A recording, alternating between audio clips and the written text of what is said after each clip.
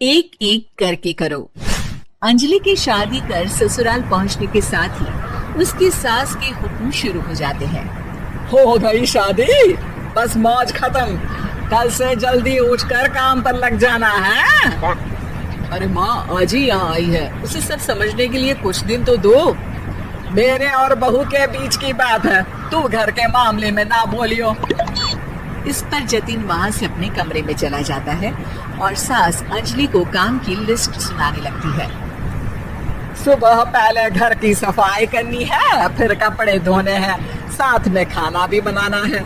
एक की वजह से दूसरा काम रुकना नहीं चाहिए है। जी मम्मी जी ठीक है। ये कहकर अंजलि अपने कमरे में चली जाती है। अंजलि, मम्मी हमेशा बोलती थी बहू आएगी तो उनका काम हल्का होगा, पर मुझे नहीं पता था कि वो काम हल्का करने की जगह टाल ही देंगी। कुछ नहीं होता, ये सब मैं अपने घर में भी तो करती थी, मुझे आदत है, कोई दिक्कत नहीं होगी। ठीक है, पर अगर कुछ हो तो बता देना। दोनों सो जाते हैं और अगली सुबह से अंजलि जल्दी उठ के सास के बताए कामों में जुट जाती है, जिसमें वो जैसे ही कपड़े धोने लगती है तो सास वहाँ आ जाती है। अरे सुनो, ये कपड़े ऐसे नहीं धुलेंगे, सबको डिवाइड कर फिर एक एक करके अलग अलग धोने हैं। क्या एक एक कपड़ा अलग करके? एक बार में सुनाई नहीं देता क्या? वही बोला है मैंने, लग जाओ काम पर हैं? सास की बात मानते हुए अंजलि एक एक करके कपड़े धोना शुरू करती है, जिसे करते हुए आधा दिन बीत जाता है। अरे रे, सुबह से कब दोपहर हो गई पता ही नहीं चला, अभी तो खाना भी बनाना है। अंजलि भागते हुए रसोई में जाती है, जहाँ उसकी सास पहले से ही उसे खड़ी मिलती है। खाना बना लेना, देखो पहले पकोड़े तल दो और एक एक पकोड़े अलग अलग तलना, नहीं तो कोई कच्चा कोई पक्का रह जाता है। सास की हर बात में एक एक की कहानी अंजलि की समझ में नहीं आती, लेकिन फिर भी वो बिना कुछ बोले काम करती रहती है। अगली सुबह फिर वही शुरू होता है और सास एक बार फिर खाने के समय रसोई में आती है। आज क्या बन रहा है? वो जतिन ने भिंडी की सब्जी, रोटी और धनिया की चटनी बोली है, इसलिए वही बना रही हूँ। अरे वाह जी वाह, बढ़िया है। पर भिंडी एक एक करके धोना, फिर टोवेल से पोंछकर एक एक करके ही काटना, साथ ही धनिया की पत्ती भी एक एक करके ही धोना। अरे पर मम्मी जी। अरे क्या पर, सफाई का ध्यान रखना आता भी है या नहीं है? मैं ये सब सबकी हेल्थ के लिए ही तो कर रही हूँ ना, और तुम अर पर करती रहती हो हैं? सास की बातें सुन अंजलि हैरान रह जाती है।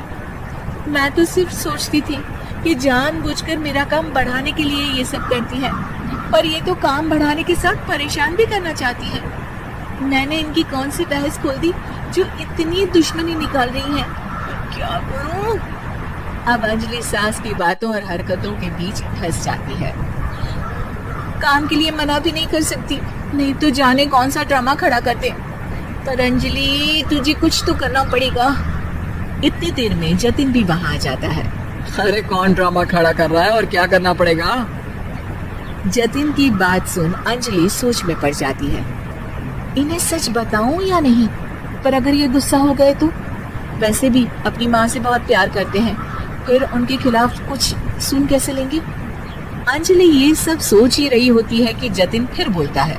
अरे क्या हुआ, कहाँ खो गई? अरे नहीं कुछ नहीं, वो मैं टीवी सीरियल के बारे में सोच रही थी। यहाँ और कौन ड्रामा करेगा? अरे तुम भी ना, चलो मैं चलता हूँ। इसके बाद कुछ दिनों तक अंजलि सास को सबक सिखाने के लिए अलग अलग प्लान सोचती रहती है, पर उसे सास के एक एक करके काम करवाने की आदत बंद करने का कोई तोड़ नहीं मिलता। अगर ऐसे ही चलता रहा तो कहीं मैं एक दिन अपने सिर के बालों को भी एक एक करके सुलझना ना शुरू कर दूं। पगली हो गई है क्या? अकेले में क्या बड़बड़ किए जा रही हो? वैसे आज खाने में क्या है? आलू की सब्जी। तो फिर आलू को अच्छे से काट कर उसके कटे हुए कपड़ों को एक एक करके ही धोना है। बिल्कुल, इसे कैसे भूल सकती हूँ। मेरी जी को जंजाल। अरे बातें कम काम ज्यादा है। अंजलि एक बार फिर सास के कहे अनुसार काम करने लग जाती है, जिसमें सब्जी बनाते हुए उसके दिमाग में एक आइडिया आता है और वो सास को आवाज लगाती है, मम्मी जी सुनिए जरा इधर तो आना।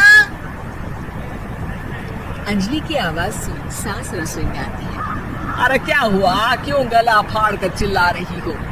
कुछ नहीं, वो सुबह कपड़े धोने की जल्दी में नहाई नहीं थी और अब शाम की पूजा भी करनी है, तो आप जरा सब्जी देख लीजिए ना, तब तक मैं नहा कर आती हूँ। अंजलि सास को रसोई में छोड़कर नहाने चली जाती है।